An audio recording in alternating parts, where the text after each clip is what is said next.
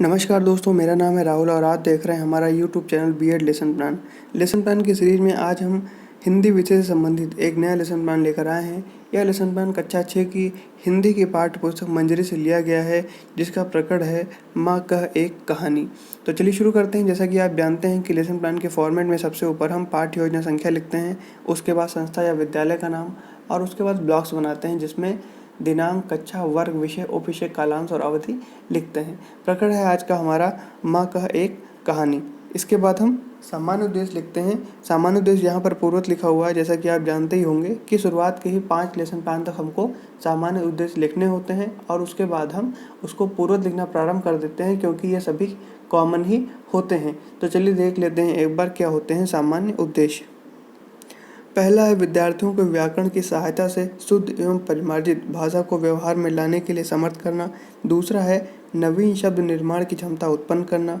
तीसरा है विद्यार्थियों में भाषा तथा उसके अंगों उपांगों की रचना समझने की योग्यता उत्पन्न करना। चौथा है विद्यार्थियों में शब्दों की शुद्ध एवं अशुद्धि का युक्ति सहित विवेचन करने की क्षमता उत्पन्न करना। पांचवा है विद्यार्थियों को भाषा तत्वों, समास, संधि, उपसर्ग, प्रत्यय के ज्ञान में वृद्धि करना। और छठा है कि विद्यार्थियों के शब्द भंडार में अभिवृद्धि करना। तो ये हो गए हमारे सामान्य उद्देश्य। अब बात करते हैं विशिष्ट उद्देश्यों की। विशिष्ट उद्देश्य में पहला है ज्ञानात्मक। छात्रों को माँ कह एक कहानी नामक पाठ का ज्ञान प्राप्त हो सकेगा। दूसरा है अवबोधात्मक।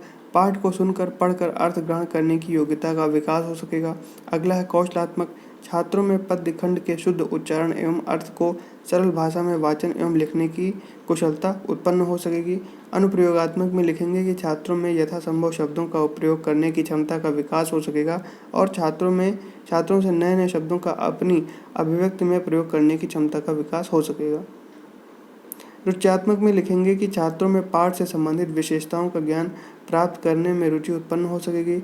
अभिवृत्त्यात्मक में लिखेंगे कि छात्र दया, क्षमा, जीव जंतुओं के प्रति प्रेम की भावना, अहिंसा आदि को अपने जीवन में उतार सकेंगे। सहायक सामग्री में लिखेंगे चौक, डस्टर व अन्य कक्षापयोगी सामग्री। शिक्षण विधि में वाचन, स्पष्टीकरण व व्याख्यान विधि का प्रयोग करेंगे। पूर्व ज्ञान में लिखेंगे कि छात्र महत्वपूर्ण पर्यायवाची, प्राणी तथा घरेलू रिश्तों के बारे में सामान्य जानकारी रखते हैं। प्रस्तावना में 2 कॉलम बनाएंगे प्रश्न और उत्तर के। पहला प्रश्न लिखेंगे कि वसुंधरा किसका पर्यायवाची है। उत्तर में लिखेंगे पृथ्वी का। फिर है पृथ्वी पर सबसे बुद्धिमान प्राणी कौन सा है, ये प्रश्न करेंगे तो उत्तर में लिखेंगे मनुष्य। तीसरा प्रश्न है कि मनुष्य के घर में कौन कौन से रिश्ते होते हैं, तो माता पिता, भाई बहन, दादा। रात में छोटे छोटे बच्चों को सुलाने के लिए क्या सुनाती है, तो उत्तर में लिखेंगे कहानी और लोरी सुनाती है। फिर है 5वां प्रश्न कि ऐसी कोई कविता सुनाओ जिसमें कोई बेटी जो है माँ से कविता सुनाने का अनुरोध कर रही है। तो ये हो जाएगा हमारा समस्यात्मक प्रश्न। तो उद्देश्य कथन में लिखेंगे कि बच्चों, आज सभी लोग अपनी पाठ्य पुस्तक मंजरी से मैथिली शरण गुप्त द्वारा लिखित माँ कह एक कहानी नामक कविता का रसास्वादन करेंगे। प्रस्तुतिकरण में लिखेंगे कि अध्ययन अध्यापन की सुविधा अनुसार पाठ एक ही अनुवृत्ति में किया जाएगा। पाठ संकेत में माँ कह से लेकर सुनी कहानी तक लिखेंगे। शिक्षण बिंदु में छात्राध्यापक क्रियाएं और छात्र क्रियाएं 3 कॉलम बनाएंगे। शिक्षण बिंदु में लिखेंगे आदर्श वाचन।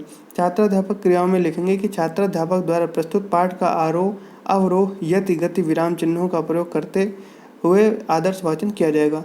छात्र क्रियाओं में लिखेंगे कि छात्र ध्यानपूर्वक सुनेंगे। अब अनुकरण वाचन में लिखेंगे कि छात्राध्यापक द्वारा छात्रों को अनुकरण वाचन का निर्देश दिया जाएगा। साथ ही छात्र क्रियाओं में लिखेंगे कि छात्र अनुकरण वाचन करेंगे। अब भावानुभूति में प्रश्न और उत्तर 2 कॉलम बनाएंगे। पहला है कि माता राहुल को किसकी कहानी सुनाती है, तो उत्तर में लिखेंगे कि उसके पिता की। दूसरा है कि महात्मा बुद्ध के किन गुणों पर यह आधारित कहानी है, तो उत्तर में लिखेंगे कि बुद्ध के दया और क्षमा जैसे गुणों को बताया गया है। फिर संक्षिप्त व्याख्या में शब्द, अर्थ, युक्ति और प्रयोग 4 कॉलम बनाएंगे। पहला है शब्द में सुरभि, अर्थ होता है इसका सुगंध और इसका विलोम हो जाएगा दुर्गंध। फिर अगला है तात, तात का अर्थ होता है पिता। युक्त मतलब पर्यायवाची, इसका हो जाएगा पितृ। फिर है खग, खग माने पक्षी, इसका पर्यायवाची हो जाएगा चिड़िया। फिर करुणा, करुणा का अर्थ होता है दया, इसका विलोम हो जाएगा निर्दयता। फिर है आहत, आहत का अर्थ होता है घायल और उसका विलोम हो जाएगा जख्मी। सदय, सदय का अर्थ होता है दयालु। संज्ञा इसकी जो है वो भाववाचक संज्ञा है। लेखन एवं निरीक्षण कार्य में लिखेंगे कि छात्राध्यापक द्वारा लिखने का निर्देश देकर कक्षा का निरीक्षण कार्य किया जाएगा। सौंदर्यानुभूति में 2 कॉलम बनाएंगे प्रश्न और उत्तर के। पहला है कि कहानी में घायल पक्षी कौन था, तो उत्तर में लिखेंगे हंस। फिर दूसरा है कि पक्षी को तीर किसने मारा तथा किसने बचाया था, तो उत्तर में लिखेंगे कि माता यशोधरा अपने पुत्र को बताती है कि पक्षी को तीर सिद्धार्थ ने मारा परंतु महात्मा बुद्ध ने उसे बचा लिया। भावानुभूति में लिखेंगे कि छात्र अध्यापक द्वारा पुनः सस्वर वाचन किया जाएगा। मूल्यांकन प्रश्न में 2 कॉलम बनाएंगे प्रश्न और उत्तर के। फिर प्रश्न है कि पहला, विवाद कहाँ पहुंचा, तो उत्तर में लिखेंगे न्यायालय में। दूसरा है कि राहुल ने क्या निर्णय किया और क्यों, तो उत्तर में लिखेंगे कि राहुल ने कहा कि यदि कोई व्यक्ति किसी निर्दोष को मारता है तो सभी का कर्तव्य है कि निर्दोष की रक्षा करे। गृह कार्य में लिखेंगे कि पशु पक्षियों का शिकार करना दंडनीय अपना अपराध है। आपके विचार में पशु पक्षियों के शिकार करने की प्रवृत्ति रोकने के लिए क्या क्या उपाय करने चाहिए। तो यहाँ पर लेसन प्लान हमारा समाप्त होता है। आपको वीडियो कैसा लगा कमेंट करके ज़रूर बताइए। वीडियो को हमारे लाइक करिए, चैनल को सब्सक्राइब करिए और दोस्तों के साथ शेयर करना ना भूलें। धन्यवाद।